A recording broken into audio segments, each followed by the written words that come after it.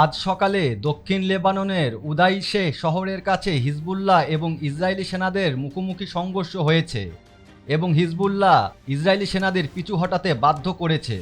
Hezbollah তীব্র আক্রমণ এতটাই প্রবল ছিল যে এই যুদ্ধে ইসরায়েল 20টি অ্যাম্বুলেন্স রেডি করতে বাধ্য হয়। স্টেফানি ডেকার বলেছেন যে হিজবুল্লাহর আক্রমণে অনেক ইসরায়েলি সেনা নিহত ও আহত হয়েছে, কিন্তু ঠিক কতজন তা পরিষ্কার করেননি। লেবাননে স্থল অভিযান ঘোষণা দেওয়ার পর ইসরায়েল ও হিজবুল্লাহর মধ্যে মুখোমুখি লড়াইয়ের এটি প্রথম ঘটনা। অন্যদিকে ইরান ইসরায়েলে ক্ষেপণাস্ত্র হামলা চালানোর কয়েক ঘন্টার মধ্যেই ইসরায়েলের বিমান বাহিনী আবারও লেবাননের রাজধানী বৈরুতে বিমান হামলা চালিয়েছে। হিজবুল্লাহকে লক্ষ্য করে এই হামলা চালানো হয়েছে বলে দাবি ইসরায়েলের। মঙ্গলবার রাতে ইসরায়েলের গুরুত্বপূর্ণ সামরিক ও নির্দিষ্ট লক্ষ্যবস্তুতে ব্যালিস্টিক ক্ষেপণাস্ত্র নিক্ষেপ করেছে ইরান, আর এই ক্ষেপণাস্ত্র হামলার পাল্টা জবাবের হুঁশিয়ারিও দিয়েছে ইসরায়েল।